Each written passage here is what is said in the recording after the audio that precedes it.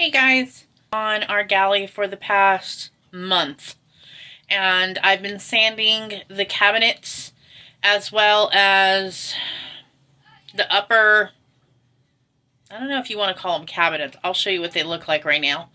And so I'm trying to finish up in regards to, this is what I've done so far. I just removed those cabinets, drawers out from here, as you can see. I've sanded all of this down to the bottom. I've also sanded here as well, which I need to finish up today. And then I'm also going to start sanding that. As for this section right here, as you can see, this right there, that is not an actual drawer. That's just a facade.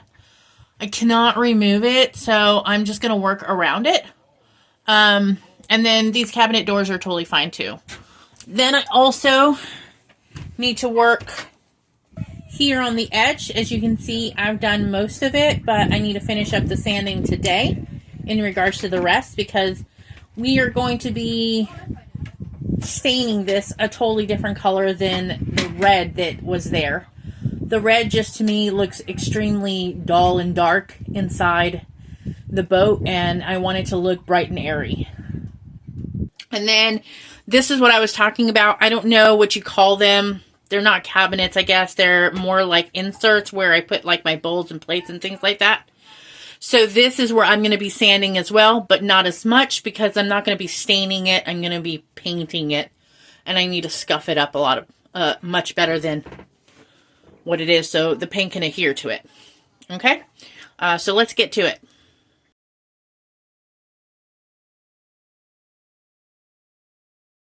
Okay, so this is what it looked like. Sorry, my camera died. You can barely see where, you can barely see where the lines are at. It hides it pretty well. The only downfall to it is right here in this section. It was extremely hard for me. So what I'm just going to do is, because I don't really have enough material, is when I paint certain things white, I will just put white here so you can't see where the other seams come together so well, or they don't come together so well. But other than that, it came out really well. I still need to finish the very top here. And then I'm also going to do this back, the same material, or the same product. But yeah, now I'm going to move on to putting on the shelves.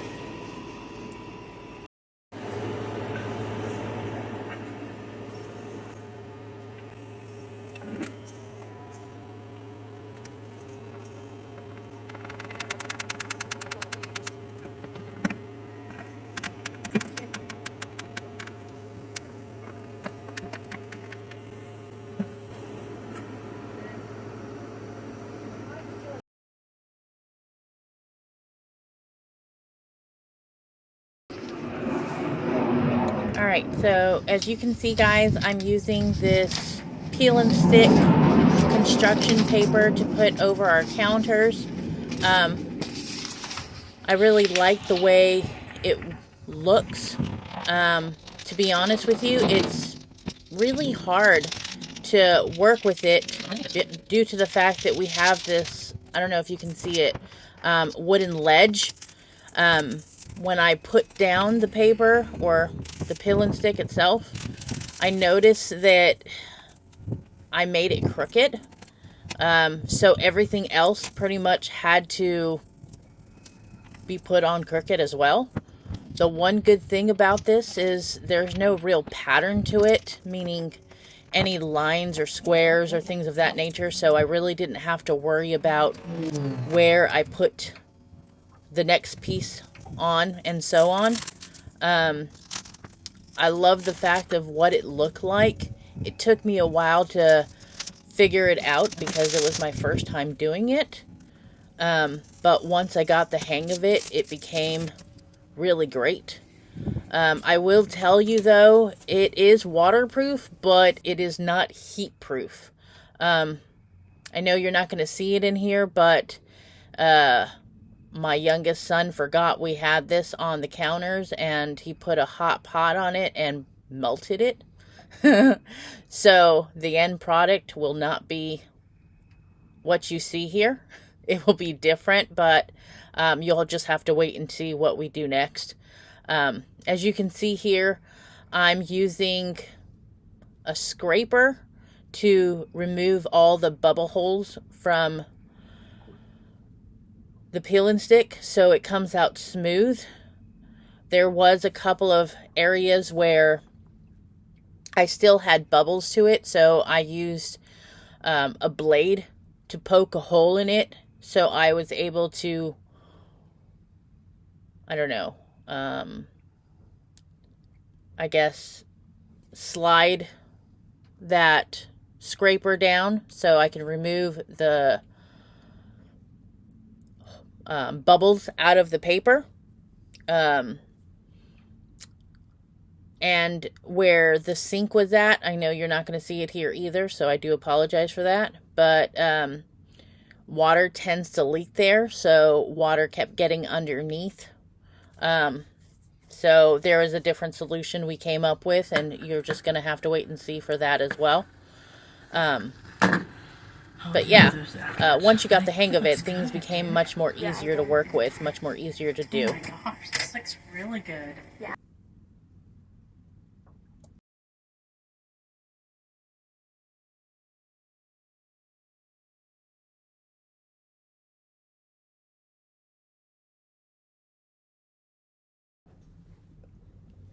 Welcome back to Caveman Construction Company, where we send our child laborers over to do the best they can to tear your stuff up.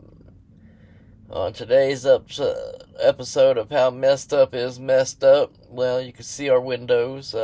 They got the old rusty, crusty, patinaed look going to them, and we're just kind of trying to get rid of that. We break out the needle guns and a couple hammers and go to town working on it. And these poor windows, they weren't near this bad when we bought the boat, but they were hidden how bad they were. And they used a bunch of, I guess, Bondo and then some paint, because whatever they put on it wasn't actually keeping any water out, but it wasn't visibly letting me see how bad the windows really were, if that makes any sense. So over time, rain or salt water or anything else that went up on them window ledges went down in behind and under their Bondo they put on, and it was corroding the metal.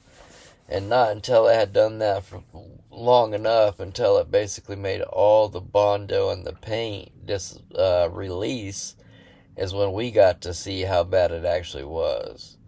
So now we're dealing with that. Obviously, being Rambo's repair service, I am not doing a 100% repair on these right now, because honestly, in the future, we're not even going to have this style of window on this boat. This is a kind of a design flaw, in my opinion, and we're going to get a little different design going in the future. Got a little man using the edge of the needle gun trying to be precise. Look at him go. See, that's why you use kids to do your labor. A, it's cheap, and B, they got a different perspective than what you do. Nah, I'm just kidding. Our kids love helping and working on the boat to make our home look better.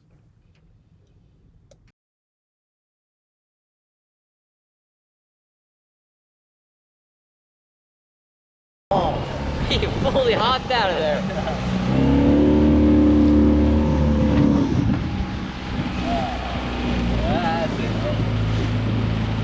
Well, how cold. Yeah, we're getting a dinghy.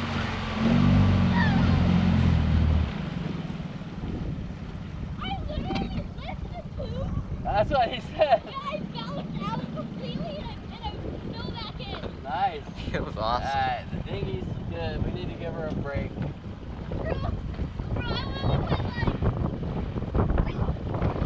Sweet. Yeah, his butt wasn't touching the... When he bounced out, his butt wasn't touching the tube. Just hook us up. That. Ouch. Yeah, that sounded painful. Can't stay away.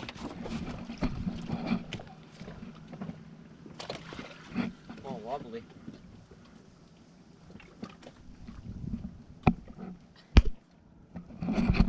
Alright, that's one thing we do for fun around here. Was it fun? Yeah. Did you have fun? Yeah. Getting your ribcage beat up. That's alright. I can't feel my